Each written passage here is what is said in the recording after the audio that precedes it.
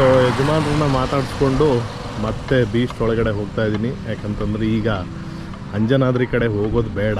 So return U turn ನೋಡಿದ್ದೀನಿ. U turn ನೋಡಿದು Virupaksha ಟೆಂಪಲ್ಗೆ ಹೋಗೋಣ.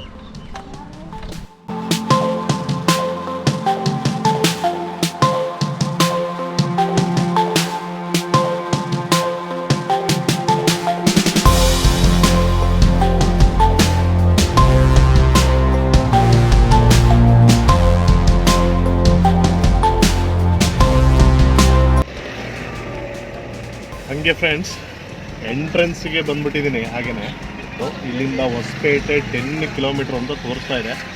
ಸೊ ಒಳಗಡೆಗೆ ಹಂಪಿ ಸೈಟ್ ಇದೆ. ಸೊ ಇಲ್ಲೇ ಬೆಳಗಿನ ನಾಷ್ಟವನ್ನು ಮಾಡ್ಕೊಂಡು ಹೋಗೋದು ಒಳ್ಳೆಯದು ಅಂತ ಅನ್ನಿಸ್ತಾ ಇದೆ. ಯಾಕಂತಂದ್ರೆ ಸೈಟ್ ಒಳಗಡೆ ಹೋದರೆ ಇನ್ನು ಸುತ್ತಾಡಬೇಕು. ಮತ್ತು ನಿನ್ನೆ ಥರ ಸ್ವಲ್ಪ ಅಂಜನಾದ್ರಿ ಬೆಟ್ಟವನ್ನು ಹತ್ತಬೇಕಾದ್ರೆ ಸ್ವಲ್ಪ ಸುತ್ತೋಡಿತು. ಆ ರೀತಿ ಆಗೋದು ಬೇಡ.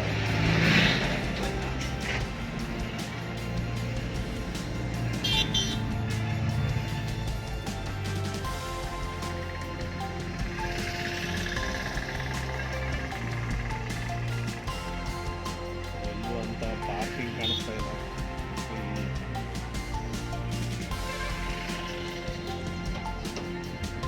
ಪಾರ್ಕಿಂಗ್ ಸಮಸ್ಯೆ ಇದೆ ಗಾಯ್ಸ್.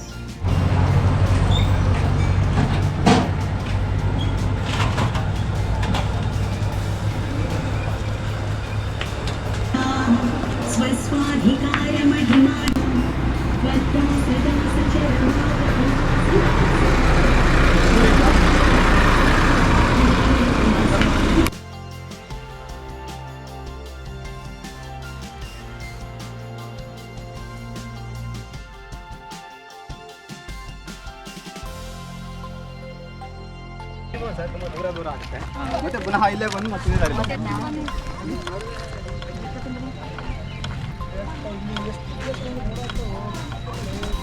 ಇದು ರಾಣಿಯ ಸ್ನಾನಗೃಹ. ಸೊ ಇದು ಒಂದು ಇಂಡೋ ಇಸ್ಲಾಮಿಕ್ ಸ್ಟೈಲ್ನಲ್ಲಿ ಕನ್ಸ್ಟ್ರಕ್ಷನ್ ಮಾಡಿರುವಂತಹ ಒಂದು ಬಾತ್ ಏರಿಯಾ. ಸೊ ರಾಣಿಯರಿಗೆ ಮಾತ್ರ ಇರುವಂತಹ ಸ್ನಾನಗೃಹ, ಬಾತ್ ಹೌಸ್ ಅಂತ ಏನು ಹೇಳ್ತೇವೆ ನೋಡಿ. ಇದೆಲ್ಲ ಆ ನೀರು ಬರಲಿಕ್ಕೆ ಇರುವಂತಹ ತೊಟ್ಟಿಗಳು ಏನಿವೆ. So it's completely made Indo Islamic style.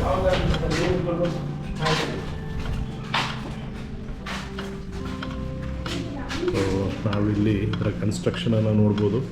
Complete ಸುಣ್ಣದಿಂದ ಅದನ್ನು ಪ್ಲಾಸ್ಟ್ರಿಂಗ್ ಮಾಡಿದ್ದಾರೆ. ಸೊ ಇದರ ಕಮಾನುಗಳನ್ನೆಲ್ಲ ನೋಡೋದಾದರೆ ನಮಗೆ ಒಂದು ಇಸ್ಲಾಮಿಕ್ ಶೈಲಿ ಕಾಣಿಸ್ತದೆ ನಮಗೆ.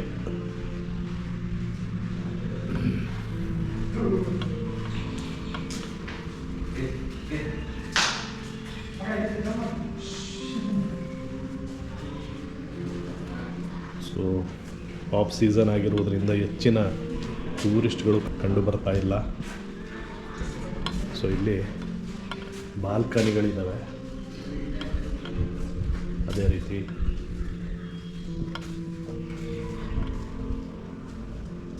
ಇದು ಅದರ ಮೇನ್ ಏರಿಯಾ ಆಗಿತ್ತು. ಇದು ಈ ಬಾಲ್ಕನಿಯಲ್ಲಿ ಕೂತು ನಾವು ಇದನ್ನು ನೋಡ್ಬೋದಾಗಿದೆ. ಸೊ ಆ ಕಾಲಘಟ್ಟದಲ್ಲಿ ಇಲ್ಲೆಲ್ಲ ನೀರು ಇರ್ತಿತ್ತು. ಹಾಗೂ ಅದರ ಮಧ್ಯಭಾಗದಲ್ಲಿ ಒಂದು ಲೋಟಸ್ ಇರ್ತೈತಂತೆ. ಹಾಗೂ ಇದರಲ್ಲಿ ನಾನಾ ಥರದ ಸೆಂಟ್ಗಳು ಹಾಗೂ ಫ್ರೇಗ್ರೆನ್ಸ್ ಬರುವಂತಹ ಫ್ಲವರ್ಸ್ಗಳು ಇದನ್ನೆಲ್ಲ ತುಂಬಿಡ್ತಾ ಇದ್ರಂತೆ. ಅದನ್ನು ನೋಡ್ಬೋದು ನಾವು. ನೀರು ಹೋಗ್ಲಿಕ್ಕೆ ಇರುವಂತಹ ಹೋಲ್ಸನ್ನು ಹಾಕಿದ್ದಾರೆ.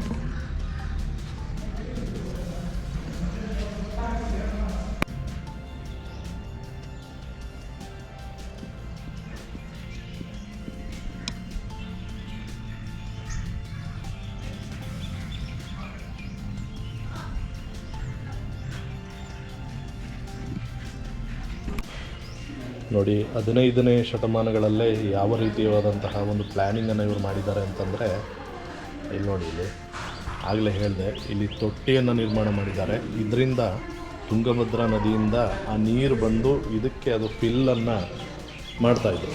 ಸೊ ಇಲ್ಲಿ ನೋಡಿ ಎಷ್ಟು ಚೆನ್ನಾಗಿ ಅದನ್ನು ಅವ್ರು ಮಾಡಿದ್ದಾರೆ. ಸೊ ಈ ಜಾಗಕ್ಕೆ ಹೋಗ್ಬಿಟ್ಟು ಅದು ಫಿಲ್ ಆಗ್ತಾಯಿತ್ತು. ಇಲ್ಲಿ ರಾಣಿಯರು ಸ್ನಾನವನ್ನು ಮಾಡ್ತಾಯಿದ್ರಂತೆ.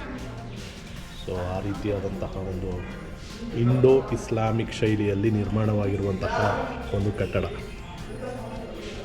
ನಾವು we are in the royal enclosure. Mahanavami Dibba ಅಂತ ಏನು ಹೇಳ್ತಾರೆ, ಇದೇ ಮಹಾನವಮಿ ದಿಬ್ಬ ರಾಜ ಸಭಾಂಗಣ. ಸೊ ಮೋಸ್ಟ್ಲಿ ಇಲ್ಲಿ ರಾಜರ ಕೋಟೆಗಳನ್ನು ಎಲ್ಲಿ ಅಂತ ಹುಡುಕ್ತಾ ಇರ್ತೀವಿ.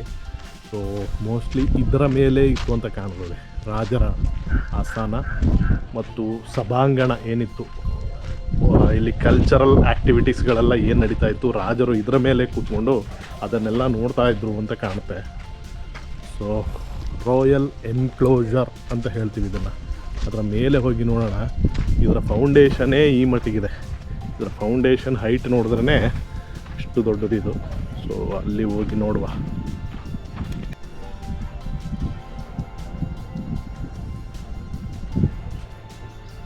ಇದೇ ನೋಡಿ ರಾಯಲ್ ಎನ್ಕ್ಲೋಜರ್ ಮಹಾನವಮಿ ದಿಬ್ಬ.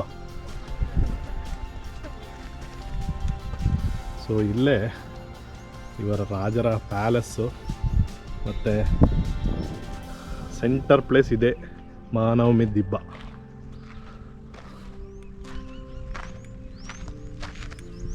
ಅದರ ಒಂದು ಮ್ಯಾಪನ್ನು ಕಲ್ಲಲ್ಲೇ ಕೆತ್ತನೆ ಮಾಡಿದ್ದಾರೆ. ಸೊ ಇದೆಲ್ಲ ಅದಕ್ಕೆ ಸೇರಿರುವಂತಹ ಒಂದು ಬಿಲ್ಡಿಂಗ್ಸ್ಗಳಾಗಿರ್ತವೆ.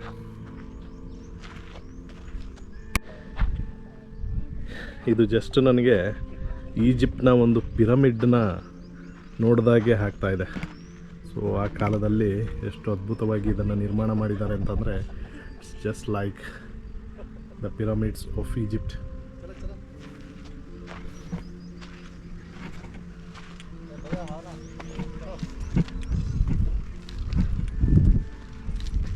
ಹತ್ತಿ ಅದರ ಟಾಪ್ ಪ್ಲೇಸ್ಗೆ ಹೋಗಿ ಅದರ ವ್ಯೂವನ್ನು ನೋಡೋಣ.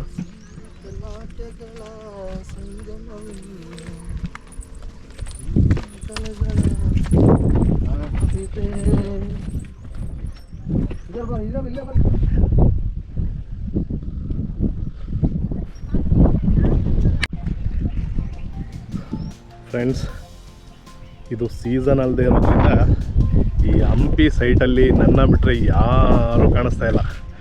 But I am just enjoying this. ಯಾರೂ ಇಲ್ಲ, ಜಸ್ಟ್ ಶಾಂತವಾಗಿ ಇದನ್ನೆಲ್ಲ ಅಬ್ಸರ್ವ್ ಮಾಡಿಕೊಂಡು ಇದನ್ನೆಲ್ಲ ಕ್ಯಾಪ್ಚರ್ ಮಾಡಿಕೊಂಡು I am just enjoying. So ಅಲ್ಲಿ ದೂರದಲ್ಲಿ ಆ ಕಲ್ಲಿನ ಒಂದು ಸಣ್ಣ ಸಣ್ಣ ಗುಡ್ಡಗಳು ಕಾಣಿಸ್ತಿದೆ. ಅದರ ಮೇಲೆ ನೋಡಿ ಎಷ್ಟು ಚೆನ್ನಾಗಿ ಆ ವಾಚ್ ಟವರ್ಸ್ಗಳನ್ನು ಮಾಡಿದ್ದಾರೆ. ಸೊ ಆಗಿನ ಕಾಲದಲ್ಲಿ ಎಲ್ಲ ಬೆಟ್ಟದ ಮೇಲೆ ನೀವಲ್ಲಿ ಒಂದೊಂದು ವಾಚ್ ಟವರ್ಗಳನ್ನು ನೋಡ್ಬೋದು, just like a painting. So ಈ ಕಡೆ ನೋಡೋದಾದರೆ ನೋಡಿ, ಇಲ್ಲಿ ರಾಜರು ಈ ಜಾಗದಲ್ಲೇ ಕೂತ್ಕೊಂಡು ಪರೇಡ್ಗಳು, ಡ್ಯಾನ್ಸ್ಗಳು ಮತ್ತು ಕಲ್ಚರಲ್ ಆ್ಯಕ್ಟಿವಿಟೀಸ್ಗಳು ಏನು ನಡೀತಾ ಇತ್ತು ವಿಜಯನಗರ ಸಾಮ್ರಾಜ್ಯದಲ್ಲಿ, ಅದನ್ನೆಲ್ಲ ಈ ಪ್ಲೇಸ್ನಲ್ಲಿ, ಈ ಒಂದು ಸ್ಪಾಟ್ನಲ್ಲೇ ಕೂತ್ಕೊಂಡು ಅದನ್ನೆಲ್ಲ ನೋಡ್ತಾ ಇದ್ರಂತೆ. ಸೊ ನೋಡಿ ಹಂಪಿ ಅನ್ನೋದು. ಸೊ ಅಲ್ಲಿ ನಾವು ಆ ಸೈಡ್ಗೆ ಹೋದರೆ ಅಲ್ಲಿ ರಾಣಿಯ ಸ್ನಾನಗೃಹವನ್ನು ನೋಡಿದ್ವಿ. ಅದಾದ ನಂತರ ಅದರ ಪಕ್ಕದಲ್ಲೇ ಇರುವಂತಹ ಮಹಾನವಮಿ ದಿಬ್ಬ ಇದರ ಪಕ್ಕ ಇರುವಂತಹ ಒಂದು ಸಿಟಿ ಥರ ಕಾಣಿಸ್ತಾ ಇದೆ ನೋಡಿ. ಸೊ ಎಲ್ಲದ್ರದ್ದು ಫೌಂಡೇಶನ್ಸ್ ಕಾಣಿಸ್ತಾ ಇದೆ.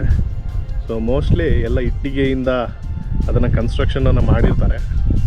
ಇಟ್ಟಿಗೆಯ ಕನ್ಸ್ಟ್ರಕ್ಷನ್ ಎಲ್ಲ ಹೋಗಿದೆ, ಹಾಗೂ ಕಲ್ಲಿನ ಕನ್ಸ್ಟ್ರಕ್ಷನ್ಸ್ಗಳು ಏನಿದೆ, ಫೌಂಡೇಶನ್ಸ್ ಏನಿದೆ, ಅದು ಮಾತ್ರ ಉಳ್ಕೊಂಡಿವೆ. ಸೊ ನೀವು ನೋಡ್ಬೋದು ಇಲ್ಲೆಲ್ಲ ಪರೇಡ್ಗಳನ್ನು ನಡೀತಾ ಇತ್ತು. ಸೊ ರಾಜರು ಇಲ್ಲಿ ಕೂತ್ಕೊಳ್ತಾ ಇದ್ರು. ಇವ್ರ ಪಕ್ಕದಲ್ಲೇ ನೀವೆಲ್ಲ ತೆನಾಲಿ ರಾಮನ ಕಥೆಯನ್ನು ಕೇಳಿರ್ತೀರ. ಕೃಷ್ಣದೇವರಾಯರ ಒಂದು ಮಿನಿಸ್ಟರ್ ಆಗಿರ್ತಾರೆ. ಸೊ ಅವರೆಲ್ಲ ಇಲ್ಲೇ ಓಡಾಡಿದ್ರು ಅಂತೇಳಿ ನಾವು ಮನಸ್ಸಿನ ಕಣ್ಣಿನಿಂದ ನೋಡ್ಕೋಬೇಕು, ಅಂದರೆ ಮಾತ್ರ ಇದರ ಅನುಭವ ಸಿಗ್ತದೆ.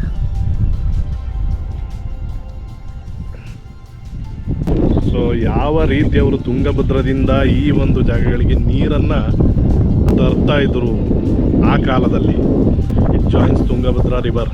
ತುಂಗಭದ್ರಾ ನದಿಯಿಂದ ಇಲ್ಲಿಗೆ ಡೈರೆಕ್ಟಾಗಿ ಕೊಟ್ಟಿರುವಂತಹ ಕನೆಕ್ಷನನ್ನು ನಾವು ನೋಡ್ಬೋದು. ಇಲ್ಲಿ ಒಂದು ಅಂಡರ್ಗ್ರೌಂಡ್ ಇದೆ ಮಹಾನವಮಿ ದಿಬ್ಬದಲ್ಲಿ. ಸೊ ಇಲ್ಲಿ ರಾಜರು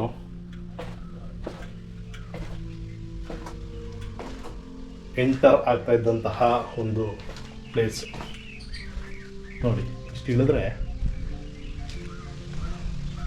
ನಾವು ದಿಬ್ಬದ ಕೆಳಗಡೆ ಬಂದ ರೀತಿ ಆಗ್ತದೆ. ಇಲ್ಲೆಲ್ಲ ಅದ್ಭುತವಾದಂತಹ ಕೆತ್ತನೆಗಳು, ಆ ಕಾಲದಲ್ಲಿ ಬಂದಂತಹ ಟ್ರಾವೆಲರ್ಸ್ಗಳು ಅವ್ರದ್ದೆಲ್ಲ ಚಿತ್ರಗಳನ್ನು ಕೆತ್ತನೆ ಮಾಡಿದ್ದಾರೆ. ಸೊ ಇಲ್ಲಿ ನಡೀತಾ ಇದ್ದಂತಹ ಪರೇಡ್ಗಳೇನಿದ್ದು ನೋಡಿ, ಇಲ್ಲಿ ಪರೇಡ್ಗಳು, ಕಲ್ಚರಲ್ ಆ್ಯಕ್ಟಿವಿಟೀಸ್ಗಳು, ಆನೆಗಳು, ಹಾಗೂ ಅಲ್ಲಿ ಒಂಥರ ಗ್ಲಾಡಿಯೇಟರ್ಸ್ ಥರ ಕಾಣಿಸ್ತಾ ಇದ್ದಾರೆ ನೋಡಿ. ಇಲ್ಲಿ ಹುಲಿಯ ಜೊತೆ ಸೆಣಸಾಡ್ತಾ ಇರೋದು, ಬೇಟೆಗೆ ಹೋಗ್ತಾ ಇರೋದು, ಕ್ಯಾಮಲ್ಸು ನೋಡಿ, ಒಂಟೆಗಳು, ಇದೆಲ್ಲವೂ ಇವರು ಇದರಲ್ಲಿ ಪ್ರಾಕ್ಟೀಸ್ ಇದ್ವು ಅನ್ನೋದನ್ನು ತೋರಿಸ್ಕೊಡ್ತದೆ.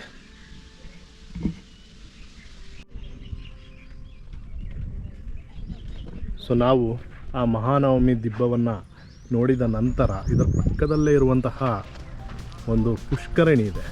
ಇದರ ಸ್ಪೆಷಾಲಿಟಿ ಏನಪ್ಪ ಅಂತಂದರೆ ಇಲ್ಲಿ ಎಲ್ಲವೂ ಹಂಪೆಯಲ್ಲೇ ಸಿಗುವಂತಹ ಕಲ್ಲಿನಿಂದ ಮಾಡಿದ್ದಾರೆ. ಆದರೆ ಈ ಪುಷ್ಕರಣಿ ಮಾತ್ರ ಕಪ್ಪು ಕಲ್ಲಿನಿಂದ ಮಾಡಿದ್ದಾರೆ ಇದನ್ನು. ಸೊ ಇಲ್ಲಿ ಪುಷ್ಕರಣಿಗೆ ಕಮಲಾಪುರದಿಂದ ಅಲ್ಲಿರುವಂತಹ ನಾಲೆಗಳಿಂದ ಬರುವಂತಹ ಆ ನೀರೇನಿದೆ, ಆ ನೀರನ್ನು ಈ ಒಂದು ಪುಷ್ಕರಣಿಗೆ ರೀಚ್ ಮಾಡಿಸ್ಲಿಕ್ಕೋಸ್ಕರ ಮಾಡಿರುವಂತಹ ಒಂದು ಕೆನಾಲ್ ಇದು. ಇಲ್ಲಿ ನೋಡಿ ಇಲ್ಲಿ. ಸೊ ಇದರಿಂದ ನೀರು ಬಂದು, ಕೆನಾಲ್ನ ಮುಖಾಂತರ ನೀರು ಬಂದು ಈ ಪುಷ್ಕರಣಿಗೆ ಬೀಳ್ತಾ ಇತ್ತು. ಎಷ್ಟು ಕಲಾತ್ಮಕವಾಗಿ ಇದನ್ನು ನಿರ್ಮಾಣ ಮಾಡಿದ್ದಾರೆ ನೋಡಿ ಈ ಪುಷ್ಕರಣಿಯನ್ನು. ಸೊ ಇದು ಸಂಪೂರ್ಣವಾಗಿ ಕಪ್ಪು ಕಲ್ಲಿನಿಂದ ಮಾಡಿರುವಂತಹ ಪುಷ್ಕರಣಿಯಾಗಿದೆ. ಸೊ ಇದು ಇಲ್ಲಿನ ರಾಯಲ್ ಎನ್ಕ್ಲೋಜರ್ ಅಂತ ಏನು ಕರಿತಾ ಇದ್ದೀವಿ, ಇದರ ಒಂದು ಪೂಜಾ ಕೈಂಕರ್ಯಕ್ಕೆ ಇದನ್ನು ಬಳಸ್ತಾ ಇದ್ರದು.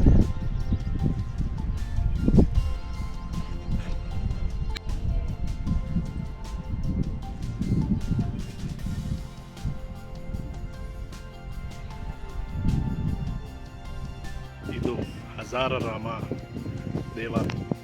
It is dedicated for lord Rama.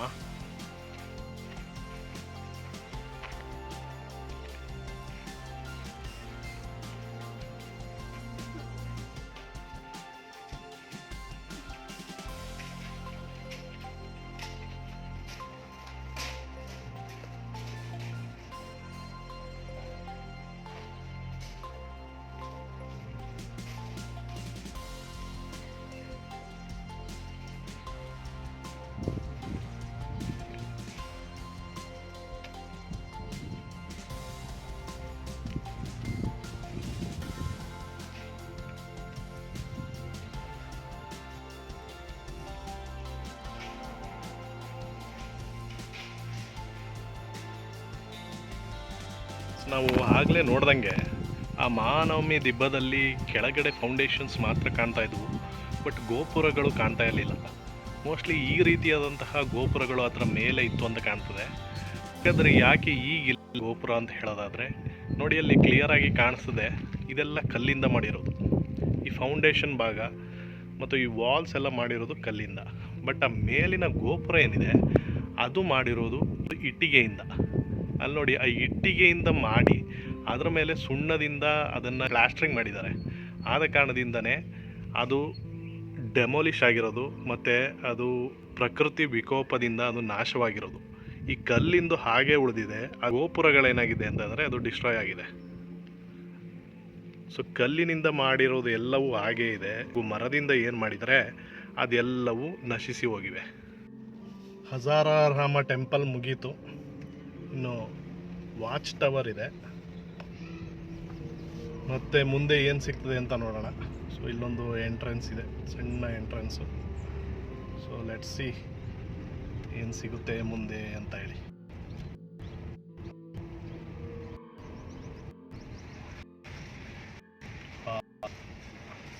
ಎಲ್ಲಿ ನೋಡಿದ್ರು ಈ ರೀತಿ ರೂಯಿನ್ಸ್ಗಳೇ ಕಾಣಿಸ್ತದೆ. ಬಟ್ ಎಲ್ಲಿಟ್ರೂ ಅದ್ಭುತವಾದಂತಹ ಫೋಟೋಗ್ರಫಿ.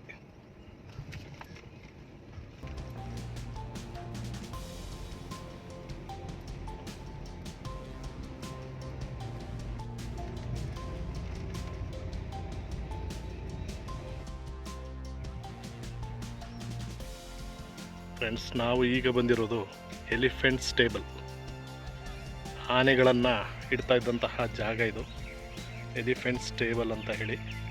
ಸೊ ಅದನ್ನು ಸಹಿತ ಎಷ್ಟು ಕಲಾತ್ಮಕವಾಗಿ ಮಾಡಿದ್ದಾರೆ ನೋಡಿ ಆ ಕಾಲಘಟ್ಟದಲ್ಲಿ. ಸೊ ಅಲ್ಲಿ ದೂರದಲ್ಲಿ ನಿಮಗೆ ವಾಚ್ ಟವರ್ಗಳು ಕಾಣಿಸ್ತದೆ ಫ್ರೆಂಡ್ಸ್. ಇಲ್ಲಿ ಮ್ಯೂಸಿಯಂಗಿರುವಂಥ ಟಿಕೆಟ್ನ ಇಲ್ಲಿ ತೊಗೊಳ್ಬೇಕಾಗ್ತದೆ. ಒಂದೇ ಟಿಕೆಟ್ ಫುಲ್ ಹಂಪಿಗೆ ಫುಲ್ ಹಂಪಿ 6 ಗಂಟೆ. 6 ಗಂಟೆ ಆದಮೇಲೆ ಏನು ಮಾಡಬೇಕು? ಕ್ಲೋಸಾ? ನಾವು ಯಾರು ಟೂರಿಸ್ಟ್ಗಳು ಇದ್ರೊಳಗಡೆ ಇರೋಂಗಿಲ್ಲ.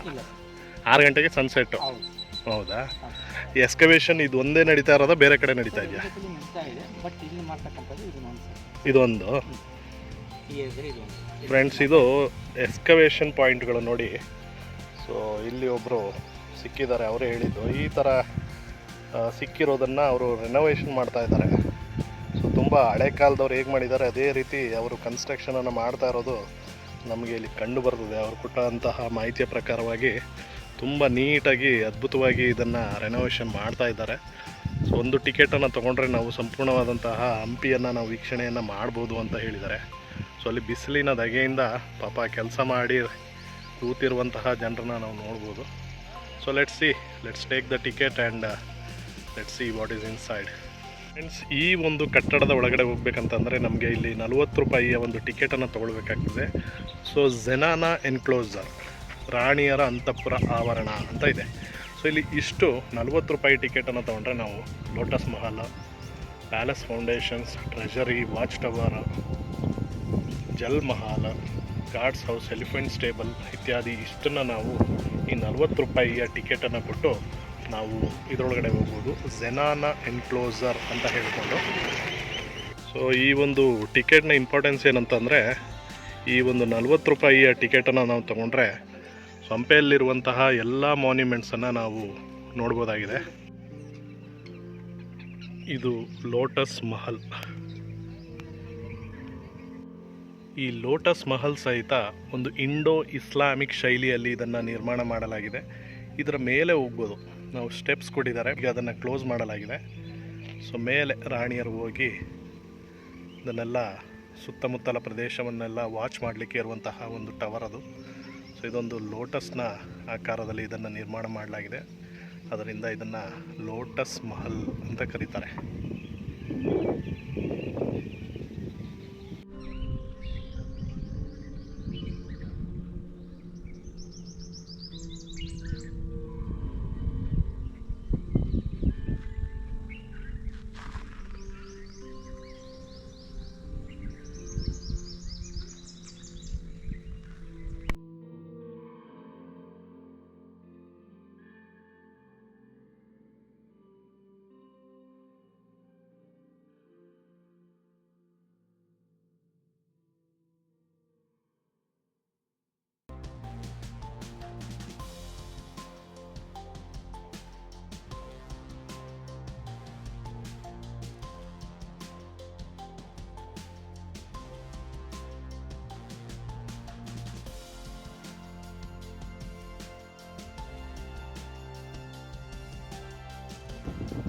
ಆ ಗುಡ್ಡದ ಮೇಲೆ ನೋಡಿ, ಅಬ್ಸರ್ವ್ ಮಾಡಿ, ಇಲ್ಲಿ ಒಂದು ಸಣ್ಣ ಒಂದು ವಾಚ್ ಟವರ್ ಇದೆ.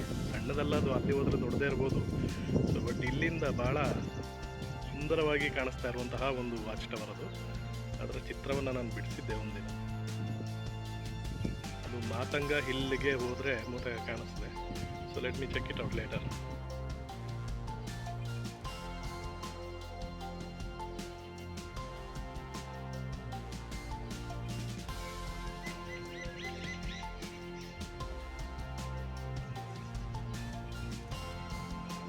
ಎಲಿಫೆಂಟ್ ಸ್ಟೇಬಲ್ನ ಒಳಗಿನ ಒಂದು ದೃಶ್ಯ.